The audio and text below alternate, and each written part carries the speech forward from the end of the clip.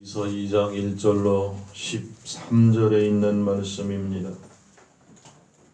제가 가지고 있는 성경 구약 761페이지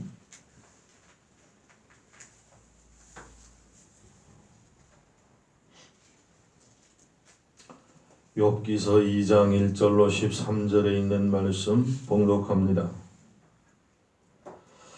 또 하루는 하나님의 아들들이 와서 여호와 앞에 서고 사단도 그들 가운데 와서 여호와 앞에 서니 여호와께서 사단에게 이르시되 네가 어디서 왔느냐? 사단이 여호와께 대답하여 가로되 땅에 두루 돌아 여기저기 다녀왔나이다.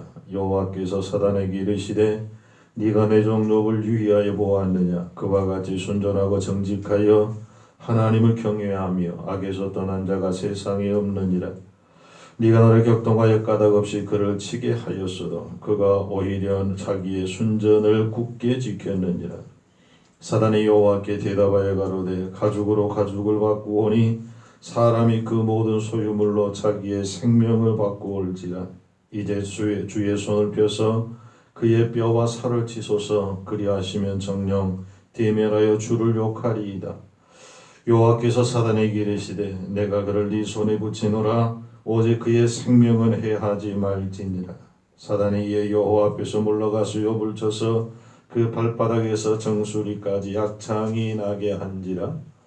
욥이 제 가운데 앉아서 기와 조각을 가져다가 그 목을 긋고 있더니 그 아내가 그에게 이르되 당신이 그래도 자기의 순전을 굳게 지키느뇨? 하나님을 욕하고 죽으라. 그가 이르되 그대의 말이 어리석은 여자 중 하나의 말 같도다. 우리가 하나님께 복을 받았은즉 재앙도 받지 아니하겠느뇨 하고 이 모든 일에 욥이 입술로 범죄치 아니하니라.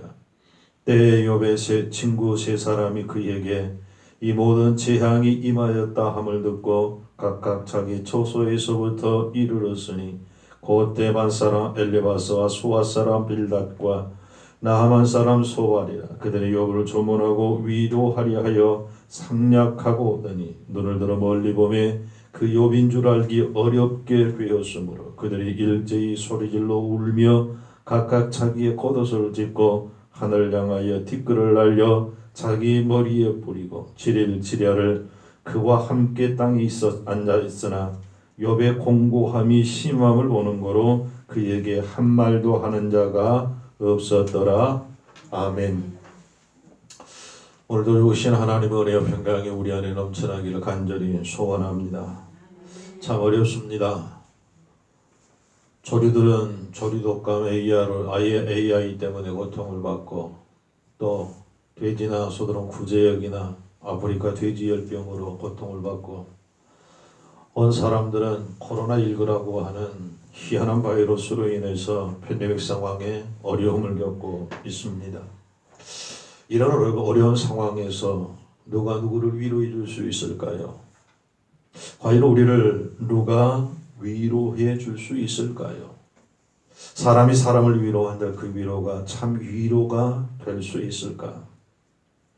오늘 욥기서 2장에 있는 말씀을 통해서 좋으신 하나님의 위로가 우리 안에 넘쳐나기를 간절히 소원합니다. 하나님이 주시는 참된 평안함이 우리와 우리 가정 안에 우리를 통해서 우리 주변에 널리 퍼지기를 간절히 축복합니다. 욥기는 구약 성경 중에서도 유명한 책입니다. 성경을 모르는 이들도 욥에 관한 이야기는 어느 정도는 알 만큼 굉장히 유명합니다. 욥기 하면 욥이 당한 고난을 생각하게 됩니다. 욥은 여러 가지 면에서 참으로 다복한 사람이었습니다. 그는 자녀의 번영을 누리고 많은 재산과 귀한 명예를 가지고 있었습니다. 아무튼 욥이 누리는 복이 얼마나 컸든지 사단이가 시기할 정도였습니다. 무엇보다 욥은 성실했습니다. 이렇다 할 흠이 없었고 정직했습니다. 그는 오직 하나님만 경외하는 생활을 하였습니다. 그래서 하나님께서도 사단 앞에서 욥을 자랑할 정도였습니다. 사랑하는 왕님 제1의 성도 여러분, 저와 여러분 또한 사단이 앞에서 하나님께 자랑되어질 만한 복된 신앙, 믿음이 있어지기를 간절히 소원하고 축복합니다. 네가 내 종 욥을 유의하여 보았느냐? 그와 같이 순전하고 정직하여 하나님을 경외하며 악에서 떠난 자가 세상에 없느니라 라고 하나님은 욥을 사다니 앞에서 사랑합니다. 그랬더니 사다니가 무엇이라고 하나님께 말합니까? 1장 9절, 여기서 1장 9절, 사단이 여호와께 대답하여 가로되 욥이 어찌 까닭없이 하나님을 경외하리까? 라고 말을 합니다. 욥이 하나님을 경외하는 까닭은 이유가 있다는 겁니다. 뭔가 까닭이 있으니까 하나님을 경외하는 것이지, 그렇지 않고 하나님을 경외할 리 없다라고 말합니다. 그런데 이것이 예나 지금이나 사다리가 하나님께 제기하는 문제라고 하는 사실입니다. 잘 믿는 사람을 보면 잘 믿게 하는 이유가 있다는 겁니다. 하나님이 그를 그렇게 해주셨기 까닭에 잘 믿을 수밖에 없다라고 말합니다. 성도 여러분, 우리에게 돌아오는 어떤 이권과 실제적으로 주어지는 물질적인 축복 때문에 하나님을 섬기고 계신가요? 물론 하나님은 우리에게 물질적인 축복, 육신적인 축복 이런 것도 허락하시고 건강도 허락하시고 여러 가지의 것들을 통해서 우리의 기도를 응답을 하시고 모든 것을 통해서 우리를 주관하시고 다스리고 계십니다. 그런데 여러분, 이런 것들 때문에 하나님을 믿는다고 하면, 이런 것들 때문에 지금 하나님 앞에 와서 예배한다고 하면 우리의 신앙이 참으로 잘못되어졌다는 사실입니다. 내게 건강을 주시고 돈을 주시고 명예를 주시고 이것저것 다 주시고 기도를 응답하시고 그래서 믿는다고 하면 그것은 참 믿음이 아니라는 사실을 오늘 욥기서를 통해서 깨닫고, 욥과 같은 신실한 믿음, 있든지 없든지 건강하든지 아프든지 상관없이 하나님을 믿는 믿음의 은혜가 우리 안에 크게 넘쳐나기를 간절히 소원합니다.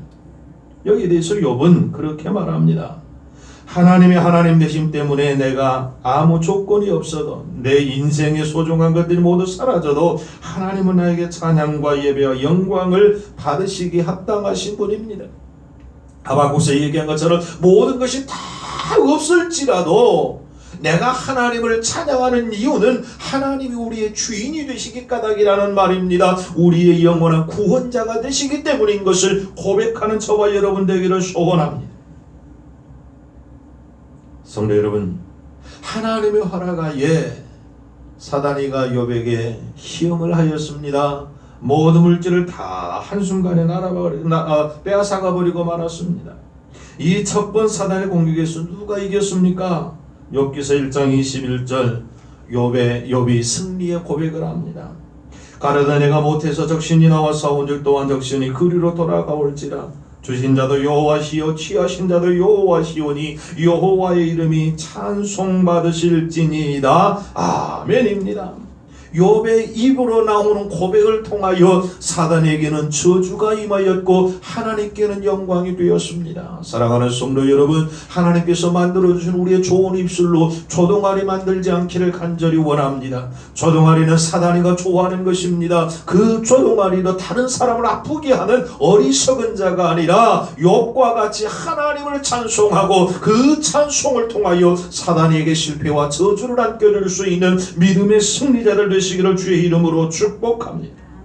그런데 여러분, 이런 욥의 고백을 통해서도 사단이는 포기하지 않고 두 번째 시험을 합니다. 오늘 말씀입니다. 또 하루는 하나님의 아들들이 와서 여호와 앞에 서고 사단도 그들 가운데 와서 여호와 앞에 서니 여호와께서 사단에게 이르시되 네가 어디서 왔느냐? 사단이 여호와께 대답해 가로되 땅에 두루 돌아 여기저기 다녀왔나이다. 여호와께서 사단에게 이르시되 네가 내 종 욥을 유의하여 보았느냐? 그와 같이 순전하고 정직하여 하나님을 경외하며 악에서 떠난 자가 세상에 없느니라. 네가 나를 격동하여 까닭없이 그를 치게 하였어도 그가 오히려 그의 자기의 순전을 굳게 지켰느니라. 아멘. 여기서 순전이라고 하는 말씀에 중요한 의미가 있습니다. 일반적으로 이 말은 지조나 순종을 말하는 말인데, 여기서는 인격의 지조를 어떻게 지킬 수 있는가라고 하는 말입니다. 욥은 이 세상적인 모든 것이 사라지고 떠나버린 현장에서도 나를 향한 신뢰와 성실성을 버리지 않았고 나를 향한 찬양과 경배의 자세를 잊지 않았다는 말입니다. 이처럼 인생을 걸고 신앙의 순전과 지조를 지킨 욥을 네가 보았느냐라고 하나님께서 묻고 계십니다.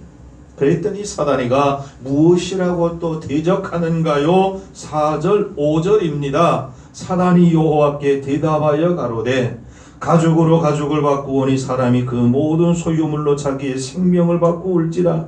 이제 주의 손을 펴서 그의 뼈와 살을 찢어서 그리하시면 정령 대면하여 주를 욕하리이다 라고 사단이가 대적을 합니다. 하나님, 그의 소유물은 다 없어졌지만 아직도 있는 것이 있지 않습니까? 그의 몸을 까딱없지 않습니까? 그의 몸은 건강하지 않습니까? 그래서 하나님을 배척하지 않고 욕하지 않고 떠나지 않는 것입니다 라고 말을 합니다. 하나님께서 건강을 주셨기 까닭에, 튼튼한 몸을 주셨기 까닭에 그가 하나님을 섬기는 것이라고 말합니다. 그러니 한번 그와 그의 생명과 관련된 몸을 쳐보십시오. 아마 자기 몸에 병까지 나면 하나님을 부인하고 하나님을 저주하고 욕하고 하나님을 떠날 것입니다 라고 사단이가 이야기를 합니다. 그런데 하나님은 그것까지도 허락해 주셨다는 사실입니다. 생명에만 손대지 말 것을 말씀하셨습니다. 성도 여러분, 기억하십시다. 하나님께서는 우리가 감당할 시험 외에는 사단에게 허락지 않는다는 사실을 믿으시기 바랍니다. 지금 내게 있는 고통과 고난과 어떤 시험일지라도 능히 이길 만한 믿음이 있었기 까닭에 하나님께서는 허락하여 주셨다는 사실을 오늘 말씀을 통하여 믿으시기를 바랍니다. 하나님께서는 하나님의 주권적 능력이 사단의 역사를 지하다고 있기 있음을 우리에게 말씀하고 있습니다. 사람들은 갑자기 불행이 닥칠 때 그렇게 말을 합니다. 저렇게 잘 믿는 사람도 저런 일을 당할 수 있나? 하나님이 과연 계신가? 하나님이 살아계신가? 예수님을 저렇게 잘 믿는데도 저런 아픔을 겪는다면 도대체 왜 하나님을 믿는 거야? 하나님은 안 계신 것 같아 라고 말입니다. 그런데 여러분, 오늘 말씀 속에 이 의심스러운 질문에 대한 대답이 분명하고 확실하게 나타나 있습니다. 이 불행한 사건에도 불구하고, 이 모순적인 사건에도 불구하고 하나님은 계심을 믿으시기 바랍니다. 하나님은 계십니다. 하나님은 오늘도 역사하시고 나와 함께 하심을 믿으시기 바랍니다. 수수께끼 같은 설득하기 어려운 사건에도 불구하고 하나님은 분명히 살아계시고 믿는 자와 함께 하심을 믿습니다. 이것이 성경이 우리에게 말씀하시는 심오한 진리요 메시지입니다. 더군다나 우리가 하나님을 믿는 것은 현세적인 이유에서가 결코 아닙니다. 우리가 하나님을 믿는 중요한 이유도 돈 때문이 아닙니다. 명예나 권세나 권력 때문도 아닙니다. 건강 때문도 아닙니다. 오직 하나, 죄악 가운데서 나를 건지신 그 하나님, 지옥의 땔감으로 버려져야 할 저와 여러분을 건지셔서 영원한 생명을 주신 우리의 주인 되신 그 하나님 은혜에 감사하여 예배하는 것임을 믿으시기 바랍니다. 그 은혜에 감사하여 헌금도 하고 봉사하고 충성하고 사랑하고 헌신할 수 있음을 우리는 고백해야 합니다. 사단의 두 번째 시험은 욥의 건강을 해치는 것이었습니다. 어느 정도 나빠졌나요? 오늘 7절 8절에 보면 사단이 여호와 앞에 물러가서 욥을 쳐서 그 발바닥에서 정수리까지 악창이 나게 한지라 욥이 재 가운데 앉아 기와 조각을 가져다가 몸을 긋고 있더니 라고 성경은 말씀합니다. 얼마나 가려웠으며 두 손으로 긁지 않고 깨어진 기와 조각을 가져다가 박박 긁어대야 했습니다. 긁는 데는 피고름이 흘렀을 것입니다. 피가 흐르는 그곳은 상처나 아팠지만 그 아픔도 잠시요 다른 곳에 또 가려워서 그것을 긁지 않으면 안 되었습니다. 굵은 피가 머리에서 발끝까지 흐르는 차마 눈뜨고는 볼 수 없는 그 지경에 이르렀음을 친구들을 통해서 우리는 확인할 수 있습니다. 말이 아니었습니다. 자기의 몸을 자기가 주체하지 못할 정도로 심각한 질병이었단 말입니다. 온몸이 터져나가는 고통과 신음으로 밥을 씌우는 욥, 고열에 시달리며 검게 타버린 가죽과 뼈만 남은 그 몸, 이런 심각한 질병을 끌어안고 사투를 거듭하면서 욥은 어떻게 대처를 하였나요? 사단이가 원하는 대로 하나님을 욕하고 저주하고 하나님을 떠났나요? 성도 여러분, 우리가 만일 그런 상황에 처한다면 어떠하시겠습니까?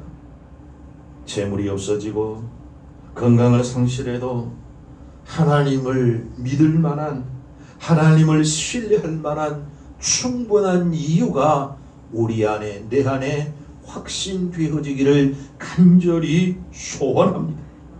사단은 욥의 모든 건강을 앗아갔습니다. 그러나 그것만으로 만족하지 않았습니다. 한 가지의 도구를 더 사용합니다. 무엇이었나요? 가장 사랑하는 사람을 통하여서 도구로 사용합니다. 그가 욥의 아내였습니다. 오늘 본문 9절입니다. 그 아내가 그에게 이르되 당신이 그래도 자기의 순전을 굳게 지키느냐? 하나님을 욕하고 죽으라. 그 아내는 욥을 향하여 말합니다. 하나님을 욕하고 죽으라. 이 말은 사실 욥의 아내가 한 것 같지만 그는 도구로 사용될 뿐이었음을 성경은 우리에게 말씀합니다. 욥기서 1장 11절에 보면 사단이 하나님에게 이렇게 말합니다. 이제 주의 손을 펴서 그 모든 소유물을 치소서. 그리하시면 정령 대면하여 주를 뭐하리라? 욕하리이다. 오늘 5절 말씀에도 뼈와 살을 치소서. 그리하시면 정령 대면하여 주를 욕하리이다. 욥의 아내가 저주하고 욕하고 죽으라 도구였을 뿐이란 말입니다. 정작 그 말을 하고 싶은 이는 사단이었음을 성경은 우리에게 말씀합니다. 여러분, 주님을 욕하라는 말이 누구의 입을 통해서 나왔습니까? 사단이는 욥이 하기를 원했지만 바로 그 아내였습니다. 여기서 우리가 기억해야 할 것이 있습니다. 나와 가장 가까운 사람이 사단이의 도구가 되어 이용당할 수 있다라고 하는 사실을 말입니다. 어린 아이들도 요즘에 뭐가 나오면 네가 왜 거기서 나와 노래합니다. 네가 왜 거기서 나와. 나는 무슨 노래에서 어떻게 나왔는지는 모르겠지만 우리 손자들이 그 얘기를 한 거 보고 저게 뭔가 그랬더니 나중에 보니까 그런 노래가 있단 말이에요. 여러분, 사단이야말로 네가 왜 거기서 나와서는 안 될 텐데 그가 누구이든 인정사정 가리지 아니하고 안나라하게도 가장 가까운 사람, 가장 사랑하는 사람을 통하여 나를 공격해 온다는 사실을 꼭 기억하고 대비하시기 바랍니다. 절대로 그는 그럴 수 없습니다. 그러나 사단이의 도구가 되면 그럴 수 있다는 사실을 인지해야 한다는 말입니다. 사단의 작전은 이렇게 교묘하고 악랄합니다. 세상에서는 욥의 아내를 3대 악처 중에 한 사람이라고 말을 합니다. 결코 그럴까요? 가만히 생각해보고 그렇지만 또 않을 듯 싶습니다. 왜냐하면 정말 나쁜 여자였다면, 악한 여자였다면 욥이 모든 재산을 다 잃어버렸을 때 빠이빠이 하고 떠나게 되지 않을까요? 왜? 그에게 가진 것이 아무것도 없는데요. 그런데도 욥의 아내는 그 자리를 지키고 있었습니다. 도망가지 않았습니다. 우리는 과거 IMF 때, 또 요즘 코로나19 때문에 직장을 잃고 사업체가 포도나고 생활 대책이 막연해졌을 때에 미국을 비롯한 유럽에서는 이혼율이 급상승하였답니다. 우리나라에서도 굉장히 삐걱대는 가정들이 참으로 많습니다. 그런데 욥의 아내는 비록 남편들은 차라리 죽으라고 말했을 망정 잿더미에 앉아서 기왓장으로 몸을 긁고 있는 남편의 고독한 현장에 체육관이 남아준 여인이었습니다. 그러나 이렇게 내게 가장 가까운 사랑하는 사람도 사단이의 도구로 사용될 수 있다는 사실을 우리는 놀라지 않을 수가 없습니다. 성도 여러분, 우리 예수님의 마음을 가장 아프게 했던 말 누가 했던가요? 바리새인의 저주였던가요? 사두개인의 조롱이었던가요? 아니요. 그것은 예수님의 마음을 가장 아프게 했던 말은 예수님이 그렇게 사랑했던 제자 반석이라고 주님께서 별명까지 지켜주었던 베드로를 통하여서였음을 성경은 우리에게 말씀합니다. 베드로는 말합니다. 예수님이 십자가를 져야 할 그 상황에 예수님 십자가를 져서는 안 됩니다. 왜 주님이 십자가를 지셔야 합니까? 말을 합니다. 이것은 대단히 감정적이고 동정적인 말이었습니다. 그러나 여러분, 예수님이 십자가를 지시지 않으면 인류 구속의 역사는 이루어질 수가 없음을 우리는 너무나 잘 알고 성경은 분명하게 말씀합니다. 그래서 예수님은 그 말이 끝나기가 무섭게 아무리 사랑하는 제자였을지라도 그를 향하여 사단아 물러가라, 너는 나를 넘어지게 하는 자로라 저주하며 책망했음을 성경은 우리에게 말씀합니다. 예수님의 가장 사랑하는 제자 베드로마저 사단의 도구로 사용되었다는 말입니다. 내 신앙을 후퇴시키고 흔들리게 만들고 하나님과 나 사이의 관계를 무너뜨리는 일에 사단이는 수단 방법 가리지 않고 나와 가장 가까운 사람, 내가 가장 사랑하는 사람을 도구로 사용하여 나를 공격해 올 수 있음을 기억하고 늘 깨어 기도하여 준비하는 우리 성도들 되시기를 주의 이름으로 축복합니다. 그러면 욥은 어떻게 이 시험을 맞았습니까? 오늘 10절 성경은 이렇게 말씀합니다. 그가 이르되 그대의 말이 어리석은 자 중 하나의 말 같도다.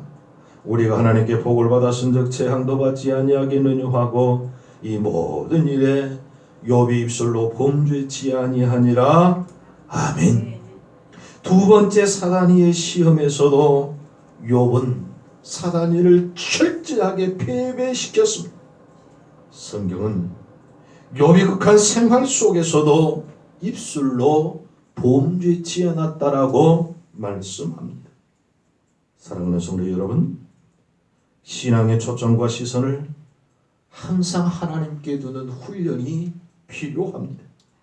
우리가 어떻게 이 신앙의 초점을 하나님께 맞출 수 있습니까? 그것은 세상을 의지하지 않아야 합니다. 보이는 것에 두지 않아야 합니다. 주머니가 넉넉할 때 누구든지 하나님을 찬양할 수 있습니다. 건강할 때 삶과 신앙을 이야기하십니다. 주님께 충성하고 봉사할 수 있습니다. 그러나 주머니가 비워진 가난함 속에서도 내가 하나님을 찬양할 수 있고 병들어 침상에 누워있을 때도 하나님이 내 하나님이 되심을 고백할 수 있는 믿음이 우리 안에 있기를 간절히 축복하고 소원합니다. 욥은 첫 번째, 두 번째 시험을 이겼습니다. 이제 사단은 욥의 세 친구를 통해서 다시 욥을 그 공고함 속으로 몰아넣기 시작합니다. 사단의 목표는 오직 한 가지였습니다. 무엇이었나요? 욥의 입술을 통해서 하나님을 저주하는 것입니다. 욥의 입술을 통해서 하나님을 욕하는 것입니다. 그것이 철저하게 사단이가 오직 목표로 삼는 것이었습니다. 욥의 세 친구는 훌륭한 위로자로 욥에게 다가옵니다. 그들은 친구가 재앙당했다는 소식을 듣고 침묵하거나 외면하지 않았습니다. 친구가 고난당하는 현장에까지 그들은 달려왔습니다. 참으로 귀한 일이 아닐 수 없습니다. 우리 예수님께서 착한 사마리아 사람의 비유를 통해서 우리에게 지적하신 교훈이 생각납니다. 우리는 위로가 필요한 우리의 이웃을 피한 채 그대로 혹시 지나가고 있지는 않는지요. 위로는 입술 그 어떤 것보다 먼저 할 것이 함께 한 것부터 출발합니다. 예수님은 고난받는 우리의 삶의 한복판에 서서 늘 계셨습니다. 우리 예수님은 언제나 아파하는 사람, 눈물을 흘리는 사람, 상처받는 이웃들의 한복판에서 함께 하셨습니다. 그들을 위로해 주셨습니다. 그들과 함께 해주는 것, 이것이 위로의 첫 번째 시작이라는 사실입니다. 욥의 친구들은 욥과 함께 느꼈습니다. 오늘 12절 눈을 들어 멀리 보면 그 욥인 줄 알기 어렵게 되었으므로 그들이 일제히 소리질러 울며 각각 자기의 겉옷을 찢고 하늘을 향하여 티끌을 날려 자기 머리에 뿌리며 라고 성경은 말합니다. 욥의 친구들은 욥을 보자마자 차마 눈을 뜨고 보기 어려울 정도로 참혹하게 되어버린 친구의 모습을 보자마자 일제히 소리를 질렀습니다. 이것은 친구가 당하는 고난과 아픔을 본 새 친구의 솔직한 공감의 모습이 아닐까요? 위로는 함께 느끼는 부분이 있어야 합니다. 내가 배고프지 않아도 배고픈 사람을 볼 때에 배고픔을 느껴야 하고, 내가 아프지 않을지라도 아픈 사람을 볼 때에 그 고통을 내가 느낄 수 있어야 합니다. 그래서 심리학자들은 이것을 감정이입이라고 말합니다. 감정과 감정이 상통할 때 참 위로를 할 수 있다는 말입니다. 복음서 가운데 우리 예수님께서 자주 하신 말씀이 있습니다. 예수께서 무리를 보시고 불쌍히 여기셨다라는 말씀입니다. 그러니까 심히 불쌍히 여기시는 마음으로 예수님의 감정이 움직이고 있습니다. 예수님께서는 고난당하는 사람, 연약한 사람들, 아파하는 사람들 감정 속에 들어가셔서 그들을 말로 위로한 것이 아니라 행함으로 행동으로 위로하셨고 그들과 함께함으로 참 평안과 위로를 주셨다는 말입니다. 이렇게 생각할 때 욥을 찾아온 새 친구는 참으로 훌륭한 위로자였습니다. 욥과 더불어 있었지만 13절 말씀에 7일 7야를 그와 함께 땅에 앉았으나 욥의 곤고함이 심함을 보는 거로 그에게 한 말도 하는 자가 없었더라. 아멘. 7일 밤낮을 함께 있었지만 새 친구가 욥에게 건넨 말은 한 말도 없었다라고 성경은 분명하게 말씀합니다. 침묵하고 앉아 있었단 말입니다. 침묵은 참으로 좋은 위로의 방법인 것을 우리에게 말씀합니다. 침묵은 서투른 변론이나 값싼 위로의 말보다 훨씬 능력 있는 위로의 방편입니다. 그들은 함께 있었고 함께 느꼈고 함께 침묵 속에 무언의 위로가 서로에게 있었다는 말입니다. 가끔 초문을 가면 여러분 무엇이라고 위로하나요? 아픔 당하는 그들을 향해 사람의 말로 무엇을 위로할까요? 무슨 드릴 말씀이 있습니까? 하나님의 위로가 참 위로인 것을 고백할 때 하나님이 그들의 슬픔을 어루만져 주시고 참 위로의 평안을 주실 줄 믿습니다. 사실 그렇습니다. 슬픔 당한 사람들에게 할 말이 없습니다. 오직 함께 있어주고 함께 울어주고 함께 침묵하는 것이 차라리 힘있는 위로라는 사실을 욥의 새 친구의 모습을 통해서 알 수 있습니다. 욥의 친구들은 함께 고난을 짊어졌습니다. 왜 욥의 친구들이 침묵을 지켰습니까? 아마 이 침묵은 친구의 고난을 말없이 짊어지는 속죄자의 행위가 아니었을까? 이웃의 고난을 내 몸에 짊어지는 사람마다 그 아픔에 눌려 침묵할 수밖에 없습니다. 이것은 위대한 침묵입니다. 아마 우리 예수님이 십자가를 지실 때 침묵이 이런 것 아니었을까요? 우리의 짐을 대신 짊어지시고 십자가를 향해 가시는 그 예수님의 모습을 이사야 선지자는 이렇게 말씀합니다. 그가 곤욕을 당하여 괴로울 때에는 그 입을 열지 아니하였으며 마치 도수장으로 끌려가는 어린 양과 털 깎는 자 앞에서 잠잠한 양같이 그 입을 열지 아니하셨다라고 성경은 말합니다. 우리 예수님은 한 말씀도 안 하시고 침묵으로 골고다 언덕을 향하여 행진하셨습니다. 우리의 아픔을, 우리의 눈물을, 온 세상의 죄를 짊어지시고 침묵하시며 빌라도의 법정에 계신 예수님을 생각해 보십시다. 우리는 이 침묵을 통해서 배워야 합니다. 우리의 이웃이, 우리의 형제가, 우리의 가족이 고난당할 때에 함께 있어주고 함께 아파하고 침묵으로 지켜보는 참 위로가 우리 안에 있어져야 할 줄로 믿습니다. 이처럼 욥기 2장까지는 좋은 위로자로 있는 세 친구에게 욥은 자기의 복받쳐 오르는 서러움을 3장에 가서 쏟아내기 시작합니다. 욥도 사람인데요, 그에게 아무리 믿음이 있다 하지만 자신이 당하는 처지에 대한 서러움의 감정이 왜 없었을까요? 그래서 욥기의 3장에 보면 욥의 내면이 터지기 시작합니다. 가슴속 깊은 곳에 앙금처럼 깔려있는 분한 마음이 3장 1절부터 터지기 시작합니다. 그 후에 욥이 입을 열어 자기의 생일을 저주하니라.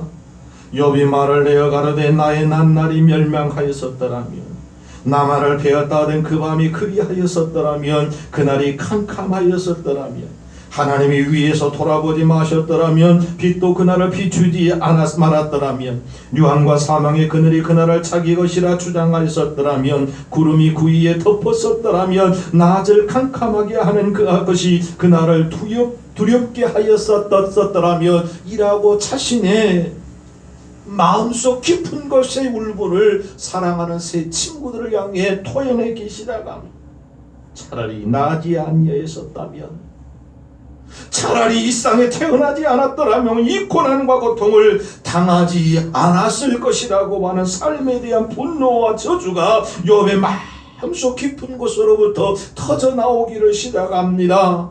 이것을 심리학자들은 카타르시스라고 말을 합니다. 감정의 정화라는 말입니다. 속에 쌓여져 있으면 그것이 병이 됩니다. 화가 됩니다. 그러나 토해낼 때에 그것을 소화할 수 있고 정화할 수 있다라고 주장을 합니다. 성도 여러분, 인간의 삶의 영역에서 내 마음속의 심정을 털어놓고 싶을 때와 그런 장소가 분명히 필요합니다. 성도 여러분, 그것이 하나님의 앞이 되기를 간절히 원합니다. 여러분이 지금 앉아 예배하는 그 자리가 되시기를 바랍니다. 사람에게 울어본들, 사람에게 하소연한들 내 약점만 잡힐 뿐입니다. 그러나 하나님 앞에 울며 토해내십시오. 저 밑바닥에 깔려있는 그 울분과 원통함을 끄집어내어 하나님 앞에 눈물로 토로하십시오. 하나님은 들으시고 위로해 주실 줄 믿습니다. 우리의 참된 위로자 되신 그 하나님께서 위로하시고 평안에 평안을 더하여 주실 줄로 믿습니다.